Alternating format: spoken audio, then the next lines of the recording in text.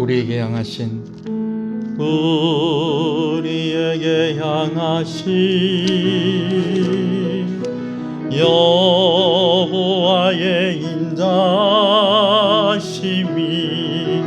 크고 크도다 크시도다 크고 크도다 크시도다. 우리에게 향하신 여호와의 진실하심이 영원하시도다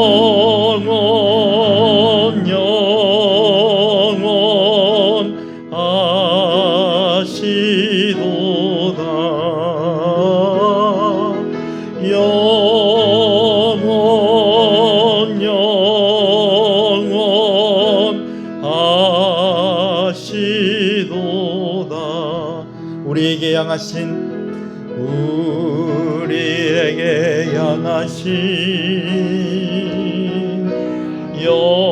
여호와의 인자심이 크고 크도다 크시도다 크고 크도다 크시도다.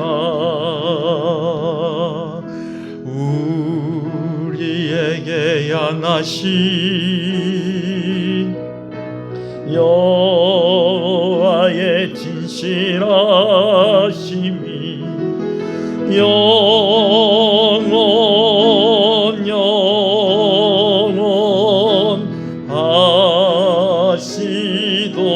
영원하시도다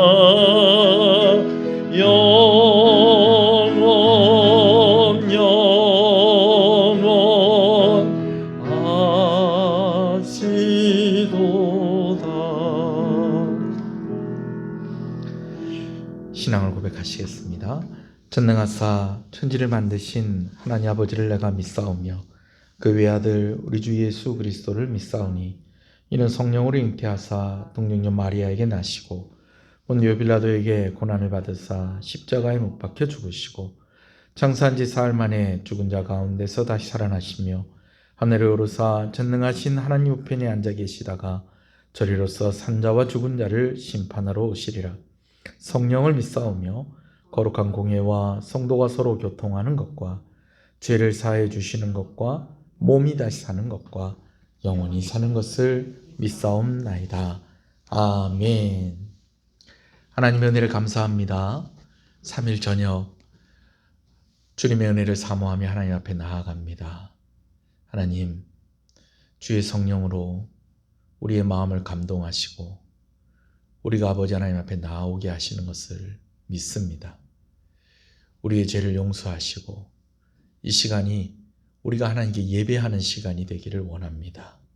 하나님, 우리를 다시 한 번 더 긍휼히 여기시고 말씀의 은혜 가운데에 깨달음 가운데 있게 하여 주시옵시고 우리의 기도의 제목들 가운데에 말씀을 통하여서 깨달아짐으로 응답받는 역사들이 일어나게 하여 주시옵소서. 예수님 이름으로 기도합니다. 아멘. 할렐루야. 하나님의 말씀을 보겠습니다. 열왕기상 12장 말씀입니다. 열왕기상 12장 25절에서 33절의 말씀입니다. 열왕기상 12장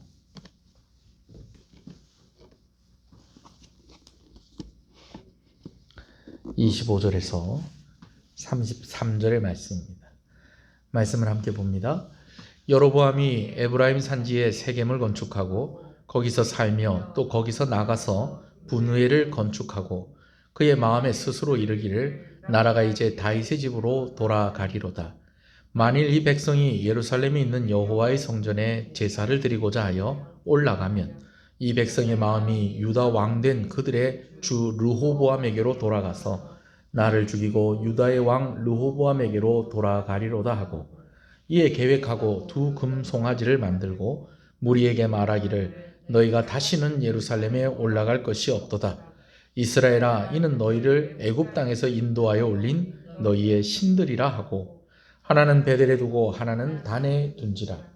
이 일이 죄가 되었으니 이는 백성이 단까지 가서 그 하나에게 경배함이더라.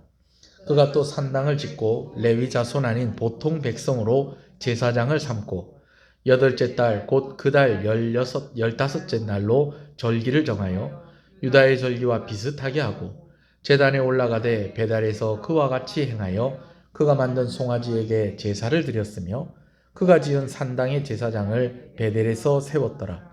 그가 자기 마음대로 정한 달 곧 여덟째 달 15째 날로 이스라엘 자손을 위하여 절기로 정하고 베델에 쌓은 제단에 올라가서 분향하였더라. 아멘. 요즘은 메이커라는 말을 쓰기보다는 명품이라는 말을 더 많이 쓰는 것 같아요.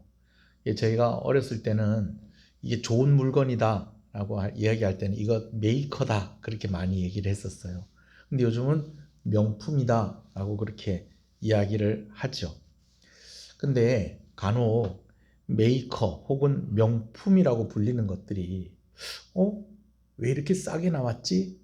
그래서 야, 이거 괜찮은데, 그래서 나중에 사고 나서 보니까 그게 아닌 거예요. 뭐 프로스펙스인데 프로스팍스 뭐 이렇게 돼 있고, 프로스포츠 이렇게 돼 있고, 아디다스인데 아다다스 돼 있고, 푸마인데 파마를 해가지고, 뭐 표범입니까 뭡니까, 이 퓨마가 이렇게 뛰는 건데 자세히 보니까 그 고양이 머리에 파마를 해가지고 파마 적혀 있는데 그냥 가격이 싸다는 것에 속아가지고 그렇게 사는 경우들도 있다는 거죠. 우리가 이런 걸 보고 뭐라고 그러냐, 짝퉁이다 라고 그렇게 이야기를 합니다. 저는 아직 좀 촌스러워서 뭐 스포츠 용품이나 이런 거나 메이커가 뭔지는 알지, 뭐 가방이 무슨 메이커가 있고 옷이 어떤 메이커가 있고 이런 거는 잘 몰라요. 어떤 것은 진짜 잘 구별할 수 없을 정도로 잘 만든 것들도 있어요. 이것을 보통 보면 뭐라고 얘기하냐, A급이다 라고 이야기합니다. 이게 진짜가 아니라는 거 알면서도 그래도 A급이다 하면 그래도 조금 인정해 주는 게 또 있어요. 이게 짝퉁은 짝퉁인데 너무 잘 만든 거예요. 그걸 보고 뭐라고 그런다, A급이다 라고 이야기를 하기도 해요. 그리고 또 처음에는요, 이게 짝퉁으로 시작했다가 유명한 메이커가 되는 그런 경우들도 많이 있습니다. 뭐 사실 우리나라도 그런 시절들이 있었어요. 처음에는 선진국들의 조금 더 우리보다 더 기술이 뛰어나고 또 잘 사는 나라의 것들을 뺏기는 것부터 시작을 했죠. 그러나 그렇게 하다가 보니까 기술이 발전하고 솜씨가 좋아지고 또 여러 가지로 개선되어지는 것이 많다가 보니까 오히려 그것을 추월하는 경우들도 있게 되더라는 것입니다. 요즘 중국 제품들이 무조건 다 싼 게 아니랍니다. 중국 제품들이 오히려 우리나라 거보다 더 성능이 좋고 또 가격도 또 무시 못하게 그렇게 비싼 것들도 나오기 시작을 한다는 것이죠. 자, 그런데 이 짝퉁의 한계를 벗어나는 경우들도 있지만, 그러나 이 짝퉁의 한계를 벗어나지 못하고 그냥 소리 없이 사라져 가는 것들도 많이 있다는 것이죠. 솔로몬이 죽고 난 뒤에 아들 르호보암이 이제 왕이 되기 위해서 세겜에 갔습니다. 그런데 여러분, 그곳에 여로보암이라는 사람이 이 르호보암을 기다리고 있었다라는 것입니다. 여로보암, 르호보암 비슷합니다. 그죠? 근데 이 발음만 비슷한 게 아니라 이름의 뜻도 비슷합니다. 솔로몬의 아들은 르호보암입니다. 이 르호보암이라는 뜻은 백성이 창대하게 하소서라는 뜻이에요. 이 창대하다는 말은 세력이 번창하고 왕성해진다라는 것을 말하는 거죠. 이 르호보암의 뜻은 백성이 창대하게 하소서라는 그런 뜻을 가지고 있다는 거예요. 여로보암은 어떤 뜻을 가지고 있느냐? 백성의 수가 많아지게 하소서. 그러니까 뭐 두 개 뭐 다 둘이 뜻이 같다고 해도 뭐 별 뭐 그렇게 뭐 틀린 말은 아닙니다. 발음만 비슷한 게 아니라 뜻도 비슷하다는 거죠. 그러나 솔로몬의 아들은 누구라는 거예요? 르호보암. 왕이 될 사람은 누구라는 거예요? 르호보암이라는 것이죠. 근데 이 여로보암이라는 사람이 이 르호보암을 기다리고 있었다라는 것입니다. 여로보암의 삶을 보면요, 이름뿐만이 아니라 그의 삶이 이렇게 비슷했다라고 하는 말로 설명할 수 있는 그런 부분들이 많이 있다는 것을 알 수 있어요. 안타깝게도 이 여로보암은 이 짝퉁의 한계를 벗어나지 못한 사람이었다. 저는 먼저 결론적으로 여러분에게 이것을 좀 이야기하고 싶습니다. 이야기를 조금 더 해볼게요. 이제 르호보암이 세겜으로 갔습니다. 이것은 즉위식을 위해서였습니다. 왕이 왕위에 오르려면은 왕궁이 있는 예루살렘에서 즉위식을 해야 될 건데, 왕이 되기 위해서 세겜 땅에 갔다라는 것에는 뭔가 조금 사연이 있다라는 것이겠죠. 무슨 내용이 있었을까? 좀 긍정적인 면에서 이렇게 살펴보면 이 왕이 조금 더 백성들에게 가까이 가려고 하는 그런 모습이 있었다라고 우리가 그렇게 생각을 해볼 수도 있겠어요. 왜냐하면 이 유대 나라가 좀 어떤 구조를 좀 가지고 있었냐면, 예루살렘은 어떻게 보면은 그 수도가 되면서 새롭게 생성된 도시였어요. 이미 이렇게 유대인들이 뿌리를 내리고 살고 있는 여러 도시들이 있었다라는 것입니다. 그런데 이제 그 도시들에 있는 사람들이 예루살렘에 오는 그 수고를 왕이 좀 덜어주겠다라는 거죠. 그러면서 좀 백성들에게 조금 더 가까이 가서 그들의 목소리를 좀 들으면서 좀 의미 있는 왕의 즉위식을 가지겠다라고 하는 그러한 것으로 우리가 해석을 해볼 수도 있겠습니다. 그러나 그것보다는요, 이런 것 같아요. 백성들이 벼르고 있었던 것 같아요. 뭘 벼르고 있었느냐? 이 솔로몬이 죽었으면 이제 곧바로 즉위식을 해서 르호보암을 왕으로 세워야 될 거 아니에요. 그럼 백성들이 다 어디로 모여야 된다는 거예요. 예루살렘으로 모여야 되는데 이들이 잘 모이지를 않은 거예요. 대신에 세겜으로 오세요. 우리 거기서 기다리고 있겠습니다. 얘기가 이렇게 된 겁니다. 그러다 보니까 르호보암이 뭐 아직 왕이 정식으로 왕이 되지도 않았는데 뭐 일단은 뭐 그들의 말을 들어야 되니까 하는 수 없이 어디로 갔다는 거예요. 세겜 땅에 도착을 했다라는 것이었습니다. 백성들이 뭘 벼르고 있었느냐? 백성들의 입장에서 솔로몬은 그렇게 좋은 왕이 아니었다라는 거예요.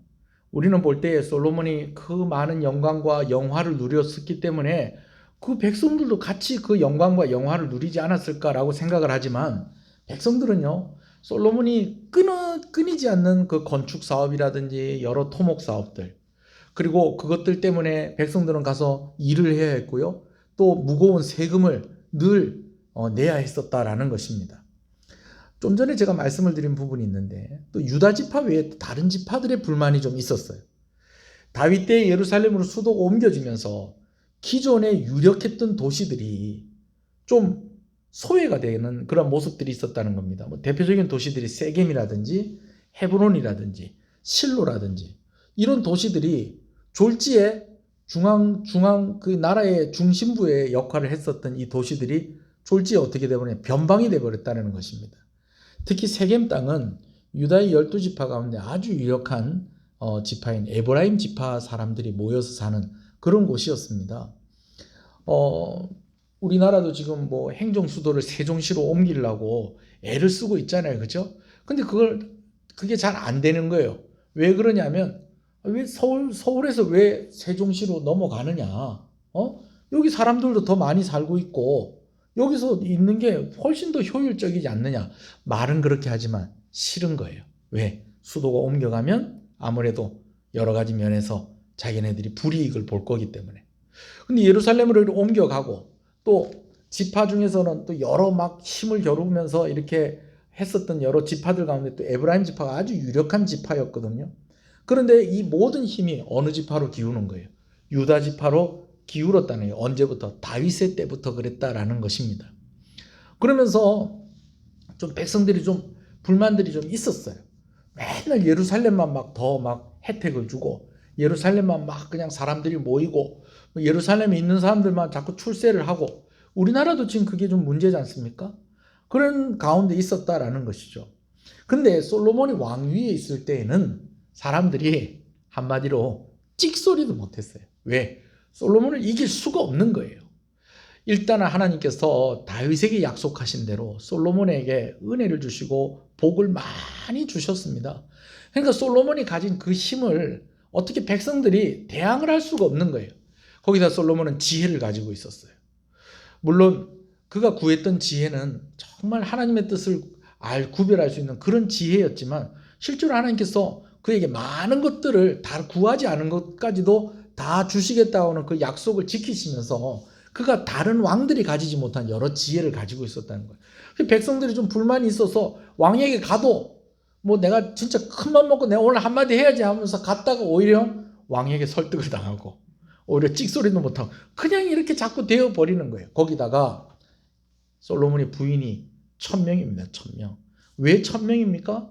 뭐 솔로몬이 여자를 많이 밝혀서 그렇다. 뭐 그렇게 이해를 할 수도 있겠습니다만은 대부분의 이 솔로몬이 결혼을 한 이유는 이 계약 결혼이었다는 거예요. 정략 결혼이었다는 거죠. 그래서 이 집안과 솔로몬이 이제 한 식구가 되어지고 또 이 유력한 집안, 이 유력한 세력들과 이 결혼 관계가 막 이렇게 하다 보니까 막 얽히고 설키고 하다가 보니까 뭐 어떻게 솔로몬에게 대항을 할 수가 없는 거예요. 왜? 대항을 하려고 해도 뭐 내 사위인데 어떡하겠어. 그런데 솔로몬이 죽고 나서는 얘기가 달라졌다는 것입니다. 르호보암은 솔로몬 같은 그런 인재가 아니었다라는 거예요. 그러니까 왕 되고 싶으면 어디로 오너라? 세겜 땅으로 오너라. 그리고 우리 얘기 좀 들어봐야 되겠다. 근데 이 르호보암이 그걸 생각을 못한 것 같아요. 그래서 세겜 땅에 가서 백성들을 만납니다. 그랬더니 백성들이 무엇을 얘기합니까? 아버지 솔로몬이 선친이신 선왕인 솔로몬이 사실 너무 백성들을 너무 힘들게 했다. 너무 많은 노역과 너무 많은 세금으로 우리 너무 힘들다. 이 짐을 좀 가볍게 해달라. 근데 여러분 다 아시잖아요. 르호보암이 그 이야기를 듣고 그들의 제안을 거절합니다. 오히려 거친 말로 그들을 대하죠.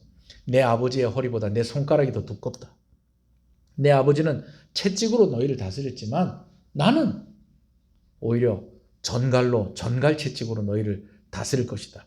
그러면서 아주 오래전부터 백성들을 막 쥐어짜기로 소문이 난 그런 사람을 그들에게 파견을 시켜가지고 더 강경한 그런 모습을 보이니까 이제 백성들이 거기서 이제 폭발을 합니다. 특히 10개 지파가 폭발을 해요. 그래서 어떻게 하느냐? 자기네들끼리 나라를 세웁니다. 그 나라가 바로 북이스라엘이죠. 그리고 북이스라엘을 세우면서 그 나라의 왕으로 추대를 한 사람이 바로 누구다? 여로보암이었다라는 것입니다. 근데 여로보암이 무엇의 한계를 벗어나지 못했다고요? 짝퉁의 한계를 벗어나지 못했다는 것입니다. 자, 이제 나라가 둘로 나뉘어졌어요. 북이스라엘, 10지파가 모인 북이스라엘. 그리고 남쪽에는 이제 베냐민 지파와 유대 지파가 모였습니다. 사실은 베냐민 지파도 유다 지파하고 그렇게 사이가 좋은 건 아니에요. 왜냐하면 이 베냐민 지파의 대표적인 사람이 사울 왕이거든요.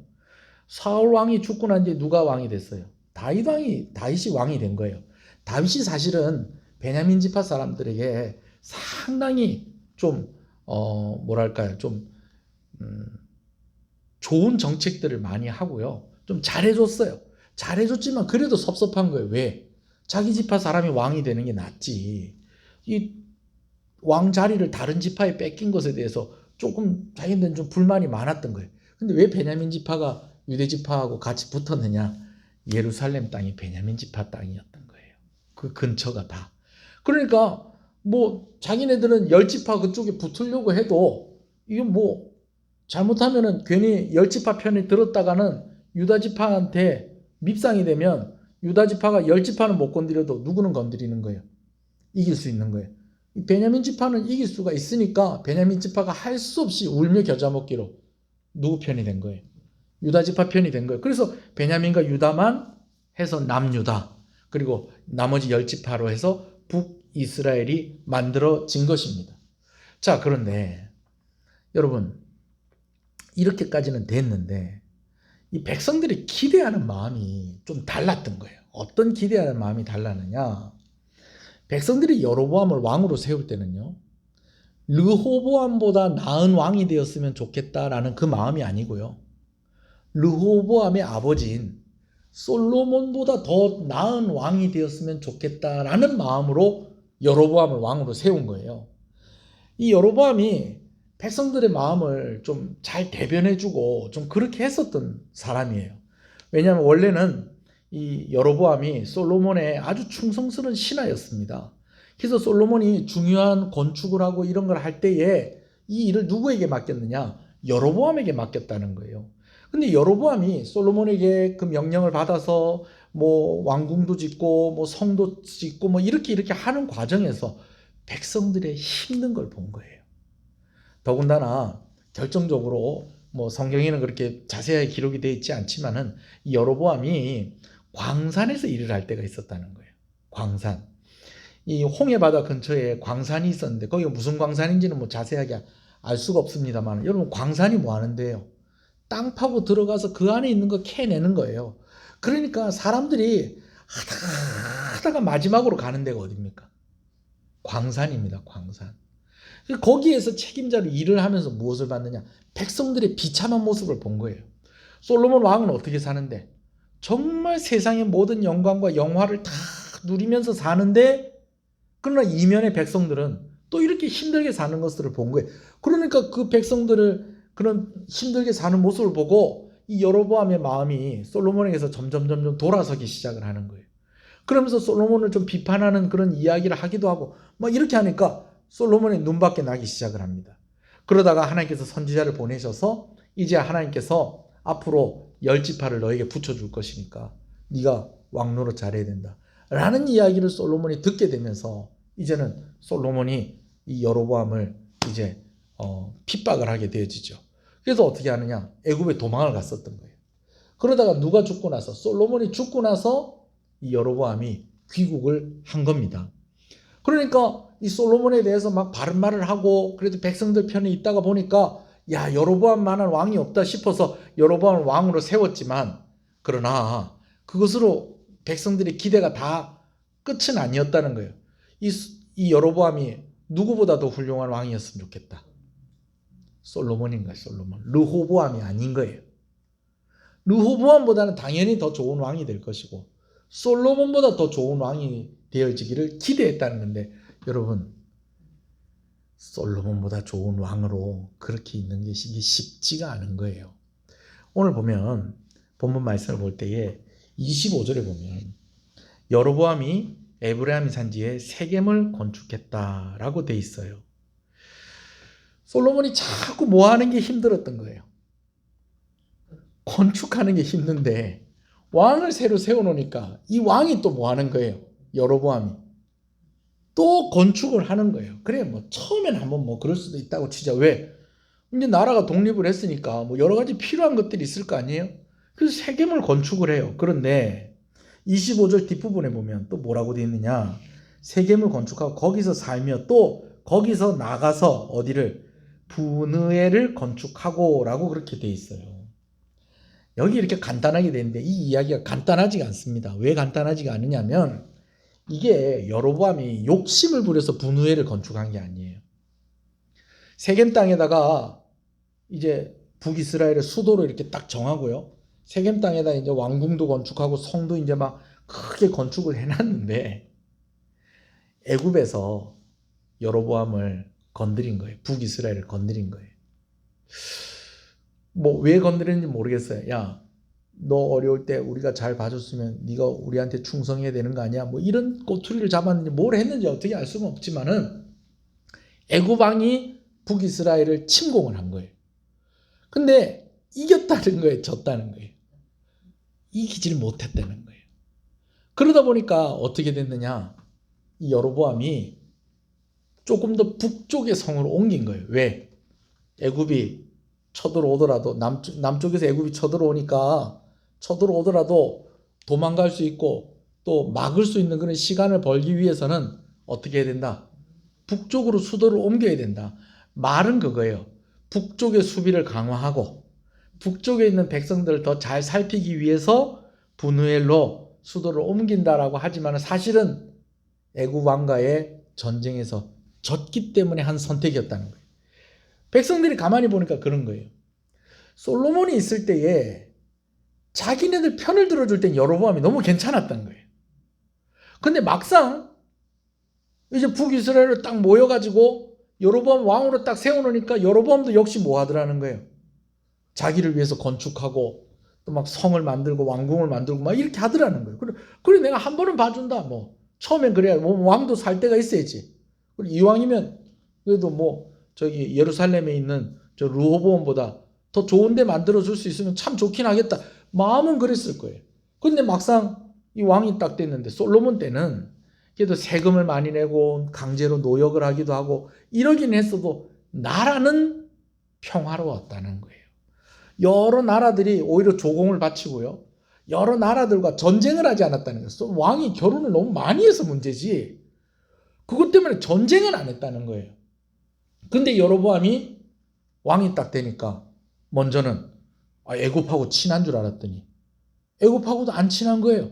왜? 친한 것 같으면 애굽 왕이 왜 와가지고 건드리겠어요? 애굽하고도 안 친해. 그럼 애굽하고 안 친한데도 애굽하고 전쟁에 딱 지고 나니까는 다른 주변 나라들도 북이스라엘을 만만하게 보기 시작을 하는 거예요. 그러면서 자기네들 고생하는 것도 좀 뭐 전혀 나아지지 않고 이렇게 돼버린 거예요. 그러다 보니까 이제 26절에 그의 마음에 스스로 이르기를 나라가 이제 어디로 돌아갈 거다. 다윗의 집으로 돌아가겠구나. 나 이러다 안 되겠다. 큰일이다. 내가 왕이 됐는데 하나님께서 말씀하신 열지파를 나에게 주셔서 내가 왕이 됐는데 내가 지금 왕을 지금 잘하고 있다. 잘 못하고 있다. 잘 못하고 있다. 백성들의 기대는 누구보다 좋은 왕. 솔로몬보다 더 좋은 왕이기를 막 기대하고 있는데 이제 이 여로보암은 이제 그렇게 하지 못하니까 막 좀 조바심이 나는 가운데 그의 눈에 보이는 게 있는 거예요. 어떤 것이 보이느냐? 절기 때가 딱 됐는데 백성들이 뭐 어딜 간다는 거예요. 뭐야? 이 백성들이 이제 르호보암에게로 가는 건가? 그게 아니죠. 절기 때가 되니까 어디 가서 예루살렘에 가서 절기를 지키기 위해서 백성들이 내려가네요. 우리로서는 잘 이해가 안 돼요. 왜냐하면 우리나라도 분단 국가잖아요. 그렇죠? 남한이 있고 북한이 있잖아요. 그러면 명절 때 돼서 북한이 고향인 사람이 남쪽에서 북한으로 가고 남한이 고향인 사람이 북한에서 남쪽으로 내려오고 이렇게 잘 안 되잖아요. 근데 이게 좀 나라가 만들어지면서 좀 특수한 상황이 있었다는 거예요. 무슨 상황이 있었느냐? 전쟁으로 나라가 나눠진 게 아니라는 거예요. 처음에 열지파가 모여가지고 북이스라엘을 만드니까 이제 이 유다 지파하고 베냐민 지파가 군사를 모읍니다. 근데 이 두 지파가 군사를 모았는데도 얼마가 모이냐? 18만 명이 모여요. 여러분 18만 명 이거 적은 숫자 아닙니다. 고대 왕국에서. 이 18만 명이 모여서 전쟁을 딱 하려고 하는데 하나님께서 전쟁하지 마라. 선지자를 보내셔서 전쟁을 하지 않도록 딱 그렇게 말립니다. 전쟁을 안 한 거예요. 전쟁을 안 해놓으니까 전쟁을 했으면 서로 왼수가 됐을 거 아니에요. 그죠? 서로 막 죽이고 막 그냥 서로 다치게 하고 서로 부수고 막 이랬으니까 서로 원수가 됐을 건데 나라는 다른데 전쟁을 안 해놓으니까 옛날에 우리 그랬대잖아요. 옛날에 저기 미국하고 저 소련하고 해가지고 38선 그어놓으면은 그거 놓고 이제 요 왔다 갔다 하지 마라 그랬는데 사실은 왔다 갔다 한 거예요. 처음에는 그랬던 것처럼 전쟁이 없었기 때문에 그냥 백성들이 아무 생각 없이 6월절 됐다 어디 가자 예루살렘 가자. 그리고 예루살렘 가서 절기 지키고 또 올라오고 또 절기 됐다 또 가자 그래 또 가고 또 절기 지키고 또 올라오고 이게 여로보암의 마음에 불안했던 거예요. 왜? 그가 잘하고 있었으면 문제가 없는데 그가 백성들의 기대에 못 미쳤다는 거예요. 여러분 저는요 여러분들이 건강한 자존감을 가지고 있기를 간절히 소원합니다. 내가 내 자신에게 자신이 없으니까 사람들이 어떻게 행동하는 그런 것들이 다 의심스럽고 불안하고 힘든 거예요. 거기다가 이 여로보암은 어떻게 왕이 되었습니까? 열 지파가 그를 추대해서 왕이 된 겁니다. 이게 어떻게 보면 참 좋은 것 같은데 이게 어떻게 보면 이게 그렇게 좋은 게 아닌 거예요. 왜 그렇느냐? 이 열 지파가 그를 왕으로 세워준 거예요. 그러다 보니까 그가 왕이 되기는 했지만 늘 누구의 눈치를 보는 거예요? 그 지파들의 눈치를 보는 거예요. 그런데도 자기는 또 지금 좀 제대로 잘 하고 있지도 않아. 또 여기서 뭐 막 그냥 눈치를 탁 주는데 뭐 잘할 줄 알았더니 뭐 요즘 뭐 영 뭐 힘을 못 쓰십니다. 솔로몬 때가 더 나았던 것 같습니다. 이러면서 툭툭 한 마디씩 던지는 이런 것들이 막 가슴이 팍팍 박히면서 여로보암의 자존감이 뚝뚝뚝뚝 떨어졌다는 것입니다. 그러는 가운데 뭐가 신경이 쓰이는 거예요? 백성들이 자꾸 예루살렘에 가는 게 신경이 쓰이는 거예요.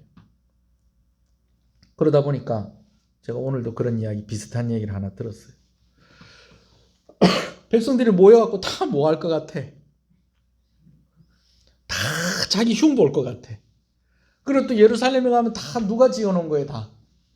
솔로몬이 지어놓은 거니까, 우리 뭐 북이스라엘이 여로보암 왕으로 세워서 이래 하면 진짜 솔로몬 때보다 잘 살 줄 알았는데, 아이고, 전쟁 터져갖고 애굽왕하고 싸우는 거 보니까 뭐 힘도 없고, 뭐 차 해가지고 지 혼자 살 거라고 저 분우엘로 또 성읍을 또 다시 또 이렇게 수도로 옮겨가고 거기 뭐 도망갈 궁리나 하고 앉아있고, 실제로 백성들이 그렇게 이야기 안 하더라도 자존감이 이미 막 바닥에 내려가 놓으니까 백성들이 모이면 다 그 얘기만 할 것 같은 거예요. 마음이 불안하죠. 그러니까 여기에도 뭐라고 얘기를 해요? 이제 다윗의 집으로 다 돌아가리로다.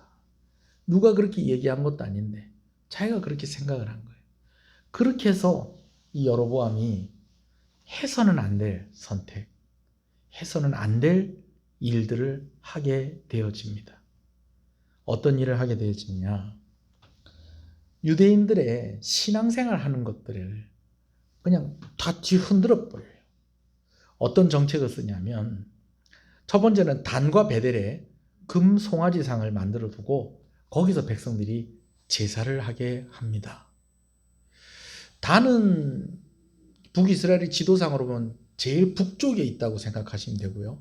베델은 제일 남쪽에 있다고 보시면 돼요. 이 베델은요, 불과 예루살렘하고 얼마 떨어져 있지가 않아요. 뭐 제가 이스라엘에서 직접 뭐 살아보거나 가보질 않아서 그렇지만은 제가 이렇게 지도상으로 볼 때에 뭐 진짜 차 타고 얼마 걸리지도 않을 것 같아요. 뭐 걸어서 뭐 그냥 뭐 하루 이틀이면 도착을 할 만한 그런 거리인 걸로 보여요. 이 지도상으로 보면. 그만큼 예루살렘으로 가까워요. 그리고 단은 저 북쪽에 있어요. 어떤 의미가 있느냐? 이 두 지역이 좀 의미는 있어요. 어떤 의미가 있느냐? 단은요, 요단강이 시작이 되는 곳이 단입니다. 단. 우리나라가 저기 모든 게 다 어디서 시작이 된다고 생각을, 백두산에서 시작이 된다고 생각하잖아요. 그죠? 두만강, 그죠? 두만강이 백두산 위로 쭉 해서 내려온다고 생각을 하는 것처럼 이 단은 좀 그런 의미가 있는 거예요. 뭐 유대에는 뭐 강이 그렇게 많지도 않아요. 뭐 우리가 아는 요단강, 뭐 그게 전부라고 해도 과언이 아니에요. 뭐 그 외에 뭐 조그마한 뭐 개울 같은 뭐 그런 게 있을지 모르겠어요. 근데 이게 생명줄 같은 강이거든요. 근데 그 강이 시작되어지는 곳, 그곳이 단이라는 거예요. 그래서 단에서 시작된 강이다. 그래서 무슨 강? 요단강이라는 거예요. 그러니 거기도 좀 의미가 있다고 할 수 있겠어요. 또 베델은요, 이 유대인들 12지파가, 이스라엘 12지파가 다 누구의 아들들이 조상이냐면 야곱의 아들들이 조상인데, 야곱이 형 에서를 피해서 도망가다가 돌베개 베고 자면서 하나님을 만난 곳이 어디였다는 거예요? 베델이었다라는 거예요. 나름대로 이 여로보암이 좀 머리는 많이 써요. 나중에 저 수도를 분우엘로 옮기잖아요. 이 분우엘이 어디냐면요, 야곱이 천사와 씨름했던 야복 강가, 그 동네가 분우엘이에요. 그러니까 뭐 나름대로 뭐 그냥 뭐 고민은 많이 하고 뭐 이렇게 한 거예요. 근데 문제는 그가 만든 금송아지였습니다. 이 금송아지가 이 백성들이 볼 때는 매력이 있는 거예요. 왜? 예루살렘에 딱 가요. 예루살렘에 가서 성전을 딱 봐요. 그럼 성전에 백성들이 갈 수 있는 데가 어디까지냐면 성전 계단 앞에까지 가는 거예요. 그러니까 시바의 여왕도 와서 무엇에 감동을 했다는 거예요? 성전 계단에 감동을 했다는 거예요. 그 안에 들어갔으면 더 감동을 받았을 건데 왜 거기밖에 감동을 못 받았느냐? 성전 안에는 아무나 들어갈 수 없거든. 그 안에 들어가면 이제 막 금으로 다 해놨고 그냥 그 안에 법궤가 있고 법궤 뚜껑이 있고 뭐 그 양쪽 옆에 이제 뭐 천사의 스랍들의 그런 그림들과 형상들이 막 있고 막 그런 이야기를 듣기만 들었지 본 게 없는 거예요. 본 게 없는 거예요. 늘 가서 뭐만 보고 오는 거예요. 바깥에 성전만 보고 오는 거예요. 제사 지내고 성전만 이렇게 보고 오는데 뭐 하나 딱 보여주는데 이게 너희를 애굽 땅에서 인도해낸 하나님이다 그러면서 딱 하니 보는데 금송아지를 딱 보여주니까 야 이거 뭔가 그럴듯하거든요. 거기다가 이 가나안 근방의 사람들이 이게 거부감이 없는 거예요. 거부감이 없는 거예요. 여러분 우리가 전도하다 보면 가끔 이런 얘기하는 사람도 있어요. 실컷 전도 잘하다가 뭐 절에 다니든지 교회를 다니든지 어딜 다니든지 뭐 아무거나 하나만 믿으면 됩니다. 여러분 아닙니다. 교회 다니셔야 됩니다. 예수님 믿으셔야 됩니다. 그런데 안 믿는 사람 입장에 어떻게 얘기해 주는 게 더 좋겠어요? 꼭 교회 나와야 됩니다 하라고 얘기하는 게 좋겠어요? 뭐 절에도 열심히 다니다 교회도 한번 오세요 이렇게 얘기하는 걸 더 좋아하겠어요? 뒤엔 얘기를 더 좋아하는 거예요. 뭐 절에도 한번 다니시고 뭐 답답하면 뭐 저기 점집에도 한번 가시고 어디도 한번 오세요. 교회도 한번 오세요. 그러면 좀 거부감도 없는. 금송아지 만들어 놓으니까 그 근방에 있는 가나안 사람들, 가나안 출신의 그 사람들도 야 이번에 왕 괜찮은데 옛날에 우리가 섬겼던 그런 것들도 다 인정해 주는 것 같은데 그러면서 자기들을 더 막 지지해 주는 것 같은 그런 착각을 얻었다는 거예요. 그럼 두 번째는 여러 산당을 만들었어요. 예루살렘까지 갈 필요 없다. 단에 가서 예배드리면 된다. 그리고 베델에 가서 예배드리면 된다. 이 베델은요 정말 지도상으로 보면 예루살렘과 정말 가깝거든요. 몇 발짝만 더 가면 예루살렘이에요. 그런데 거기까지 갈 필요 없다. 여기 더 좋은 거 있다. 예루살렘 가봐야 성전 안에 들어가지도 못하는데 이 금송아지 한번 봐라. 은혜가 된다. 은혜가 돼. 감동이 확 온다. 금송아지 한번 만지고 와라. 아들 낳는다. 그러니까 뭐 가다가도 몇 발짝만 더 가면 예루살렘인데 거기서 딱 멈추고 베델에서 딱 차단이 되는 거예요. 근데 그것뿐만이 아니고 여러 산당을 만듭니다. 산당을 만드는 이유가 뭘까요? 단이 힘들고 베델까지 오는 게 힘들면 그럼 가까운 데 또 내가 만들어 줄게. 가까운 데 여러 군데 누가 언제 어디서든 하나님께 제사 지낼 수 있도록 내가 만들어 줄게. 이게 잘하는 것 같은데요. 이게 함정이라는 거예요. 그러면서 또 어떻게 합니까? 절기 날짜를 자기 마음대로 바꿔버립니다. 이스라엘의 1월달은 우리가 부활주일이 있는 3월 말이나 4월달이 1월에 해당합니다. 아비벌이라고도 그래요.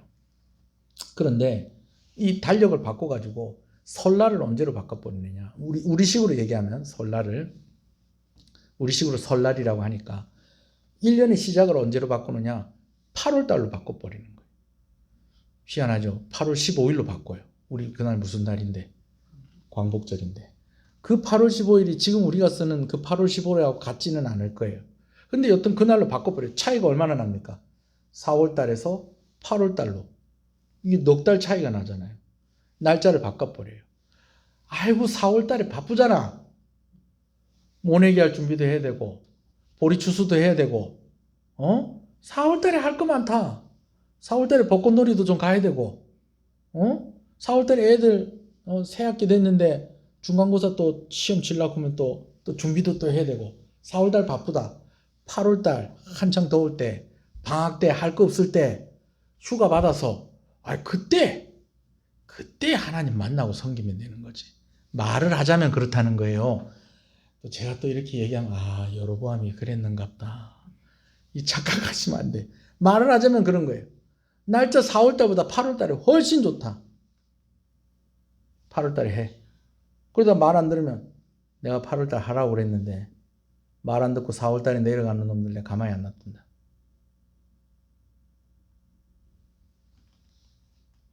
그리고 또 한 가지.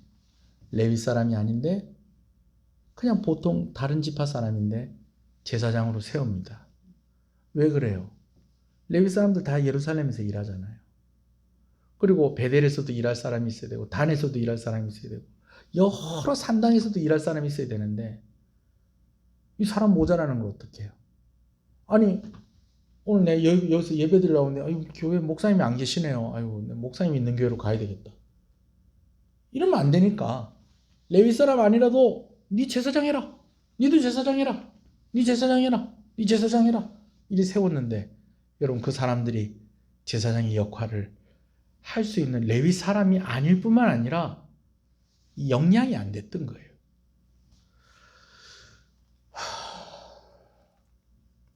이러한 여로보암의 종교 정책을 가장 잘 설명해 주는 말이 두 개입니다. 비슷하게 그리고 자기 마음대로. 32절, 33절을 같이 한번 읽어보겠습니다. 32절, 33절입니다. 시작. 여덟째 달 곧 그 달 15째 날로 절기를 정하여 유다의 절기와 비슷하게 하고 제단에 올라가되 베델에서 그와 같이 행하여 그가 만든 송아지에게 제사를 드렸으며 그가 지은 산당의 제사장을 베델에서 세웠더라. 33절. 그가 자기 마음대로 정한 달 곧 18째 달 6째 날로 이스라엘 자손을 위하여 절기를 정하고 베델에 쌓은 제단에 올라가서 분향하였더라. 참 성경이 희한해요. 절묘한 단어를 우리에게 주고 있어요. 비슷하게, 자기 마음대로.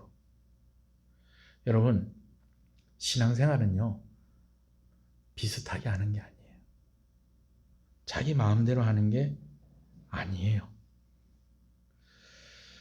비슷하게, 마음대로 하는 부분이 없는지 좀 우리 자신을 돌이켜 봤으면 좋겠습니다. 말씀을 준비하면서 제 마음 가운데 두려운 마음과 안타까운 마음들이 있는 거예요. 왜냐하면 여로보암의 여러 종교 정책의 모습이 오늘날 우리의 모습에서도 보여지는 것들이 있다라는 것입니다. 시간이 좀 갔지만 제가 짧게 이야기를 할게요. 첫 번째는요. 목사님, 우리가 눈에 보이는 금송아지를 만들지는 않지 않습니까? 그래 사실이죠. 금송아지 집에 한 마리씩 다 있습니까? 우리 그런 건 안 하잖아요. 그렇죠? 심지어 십자가도 우상이 될까봐 형상화시키지 않으려고 애를 쓰고 있잖아요. 그렇죠?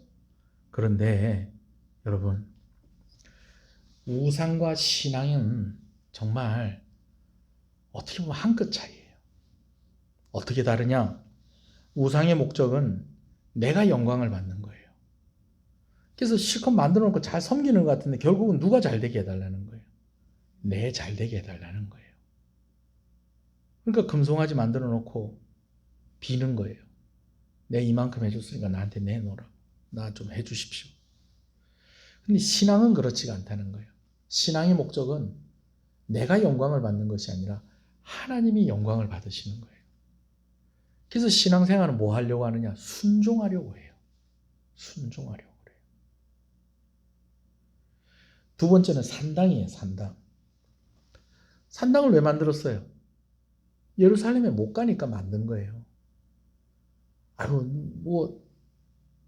이리저리 해서 예루살렘 못 가게 됐네. 그래, 내가 너희 위해서 산당 만들어줄게. 근데 여러분, 공간이 자유로워지면 신앙이 유지가 되고 발전이 잘 될까요? 내가 원하는 공간에서 예배드리겠다. 저는 요즘 이런 생각이 들어요. 나라도 좀 나서볼까? 이런 말하는 사람들이, 말 잘하는 사람들이 얼마나 책임감 없이 정말 아무렇게나 말을 그냥 뱉어 놓는 것 같아요. 공간이 자유로워지면 우리의 신앙이 더 좋아질까요? 여러분, 그 말이 맞아요. 무슨 말이 맞냐면 우리는 꼭 이 예배당에서만 예배를 드리는 게 아니고 어디서든지 그곳이 다 우리의 예배의 자리가 되어야 되게 해야 한다. 여러분, 그 말이 맞아요, 틀려요? 맞아요. 그 말이 맞아요. 근데 우리가 지금 그렇게 만들어 가고 있느냐는 거예요. 예배당에서만 예배를 드려야 되느냐? 아니죠. 여러분 아침에 일어나서 제일 먼저 뭐 하세요? 하나님 감사합니다. 오늘도 하루가 시작이 됐습니다. 그러면 여러분들이 자고 일어난 그 자리가 예배의 자리가 될 수도 있는 거죠. 그러나 여러분, 우리가 실제로 우리는 그렇게 신실한 사람들이 아니에요. 이번 주에는 교회를 못 갔네. 그래도 뭐 아무 데서 뭐 예배 드리면 어때? 공간이 중요하나? 장소가 중요하나? 그 말이 틀린 말은 아닌데 참 위험한 말입니다. 참 위험한 말이에요. 뭐 한 번씩이야 뭐 그럴 수도 있겠죠. 뭐 제가 이렇게 이야기하는 것도 참 조심스럽습니다. 제가 또 한 번씩 이러면 또 한 번씩 이럴까봐. 예. 그러나 여러분 애를 써야 돼요. 예배 시간에는 내가 정한 장소, 정한 시간에는 내가 딱 와서 예배 드려야 된다. 그런 마음을, 원칙을 가지고 살아가야지 신앙이 건강하지. 아무 데서나 예배 드릴 수 있다. 상황이 뭐 어쩔 수 없지. 어쩔 수 없는 거는 어쩔 수 없는 거예요. 제가 어쩔 수 없는 것도 제가 잘못하는 거다. 제가 그런 얘기는 아니에요, 지금. 뭐 나라에서 모이지 말라고 그랬는데 어떡할 거예요? 이게 뭐 다른 이유도 아니고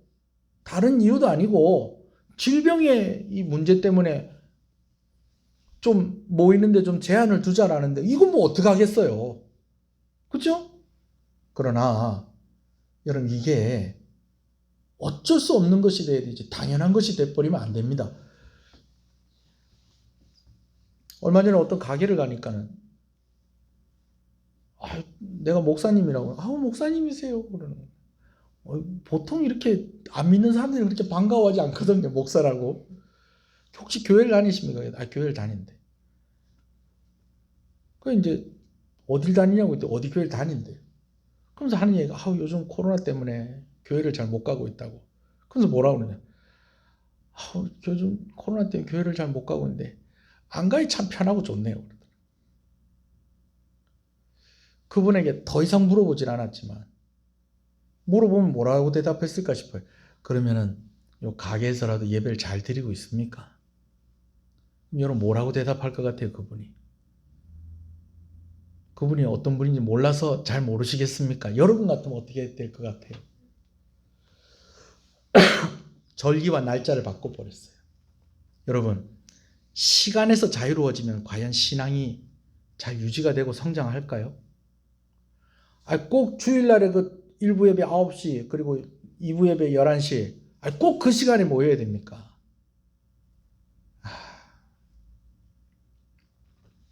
내가 좋은 시간에 예배하겠다.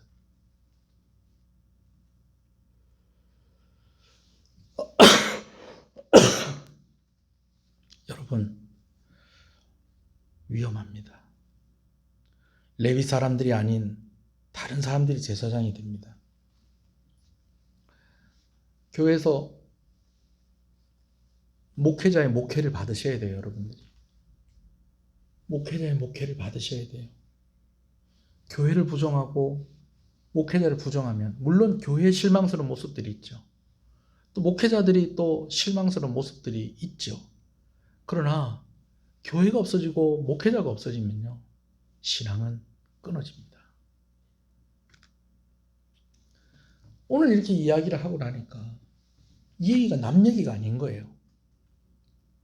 기복신앙에 물들어 있는 우리들의 모습이 금송아지를 만들으라고 했던 여로보암의 모습이고, 산당을 만들고 절기 날짜 바꾸고, 여러분 이런 모습들이 뭐 그냥 장소에서 자유롭고 시간에서 자유로워지니까 참 좋다 라고 생각하는 그런 오늘 우리들의 모습이고, 레위 사람들이 아닌 아무나 제사장이 될 수 있는, 유튜브나 그런 데 들어가 보세요. 얼마나 말 잘하는 사람들이 많은지.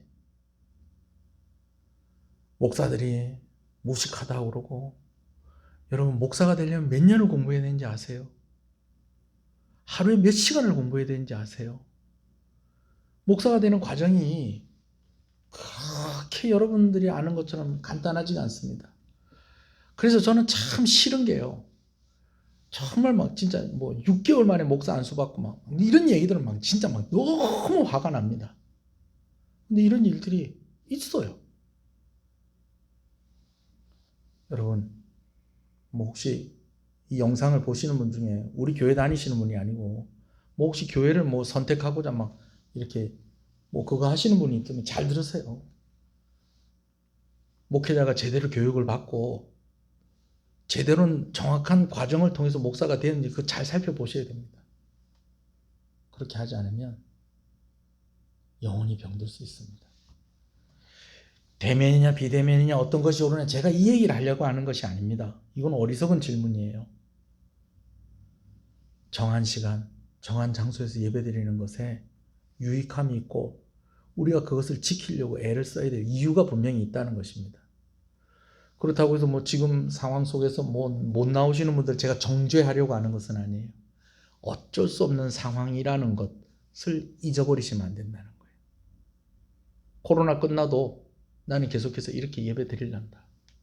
어느 곳이든지 내가 예배하는 곳이 되면 되지. 핑계입니다.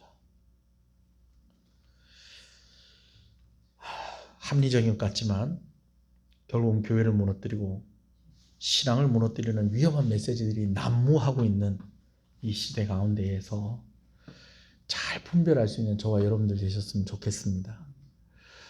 르호보암의 짝퉁 같은 여로보암, 그 짝퉁의 한계를 벗어나지 못했던 그의 인생의 이야기를 들으면서 여러 가지 교훈을 얻습니다. 한번 기도하겠습니다.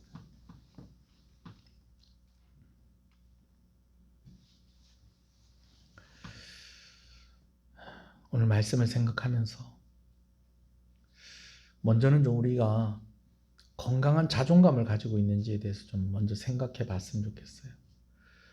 여로보암이 왜 짝퉁의 한계를 벗어나지 못했을까? 그것은 그의 낮아진 자존감 때문에 그랬었던 것입니다.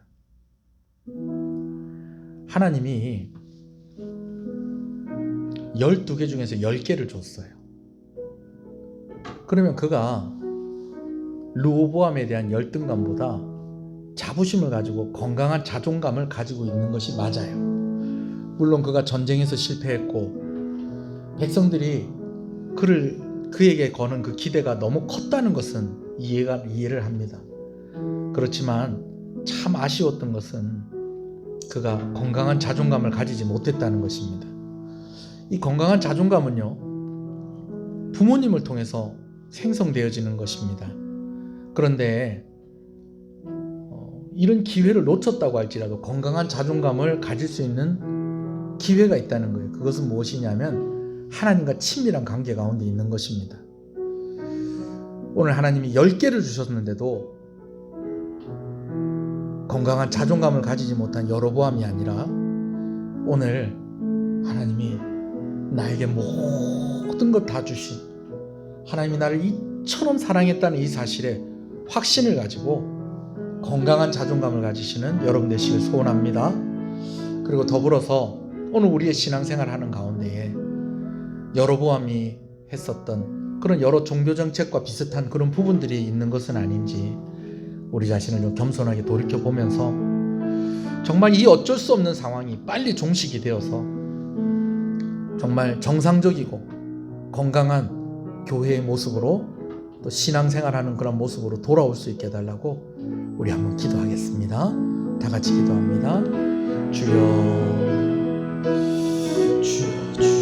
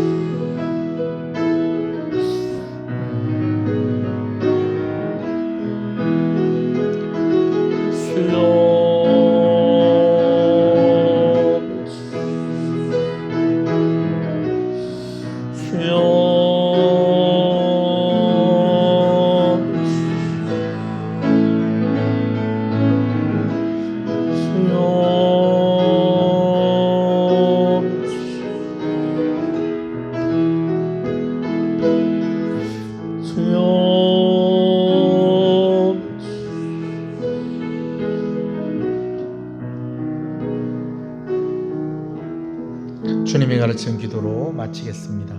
하늘에 계신 우리 아버지여, 이름이 거룩히 여김을 받으시오며 나라의 마옵시며 뜻이 하늘에서 이룬 것 같이 땅에서 이루어지이다. 오늘날 우리에게 일용할 양식을 주옵시고 우리가 우리에게 죄 지은 자를 사해 준 것 같이 우리 죄를 사해 주옵시고 우리를 시험에 들지 말게 하옵시고 다만 악에서 구하옵소서. 대개 나라와 권세와 영광이 아버지께 영원히 있사옵나이다. 아멘.